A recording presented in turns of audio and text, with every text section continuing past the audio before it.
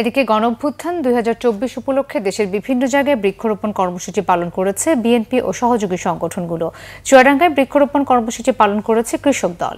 স্থানীয় সাহিত্য পরিষদ চত্বরে জেলা কৃষক দলের আহ্বায়ক মোকাররম হোসেনের সভাপতিত্বে এতে প্রধান অতিথি ছিলেন জেলা বিএনপি সাংগঠনিক সম্পাদক মির্জা ফরিদুল ইসলাম শিপলু। একই ইস্যুতে বৃক্ষরোপণ কর্মসূচি হয়েছে গাজীপুরে। স্থানীয় বঙ্গতাজ অডিটোরিয়ামে বক্তব্য রাখেন দলের ঢাকা বিভাগীয় সাংগঠনিক সম্পাদক কাজী সাইদুল আলম বাবুল। খাগড়াছড়ি জেলা বিএনপির উদ্যোগে ৫০,০০০ বিভিন্ন প্রজাতির ফলজ ও বনজ চারা বিতরণ কর্মসূচির উদ্বোধন করা হয়েছে। শহরের মিল্লাত চত্বরে কর্মসূচির উদ্বোধন করেন জেলা বিএনপির সাধারণ সম্পাদক এম.এন. আফসার। ঝিনাইদহ শহরে চক্ষু হাসপাতালের সামনে কর্মসূচির উদ্বোধন করেন জেলা বিএনপির সভাপতি অ্যাডভোকেট এম.এ. মজিদ। নারায়ণগঞ্জে কৃষক দলের নেতাকর্মীদের মাঝে চারাগাছ বিতরণ করা হয়। রূপগঞ্জ উপজেলা কৃষক দলের সভাপতি শাহ আলম বেপারীর সভাপতিত্বে প্রধান অতিথি ছিলেন নারায়ণগঞ্জ জেলা কৃষক দলের সভাপতি ডাক্তার মোহাম্মদ শাহিন।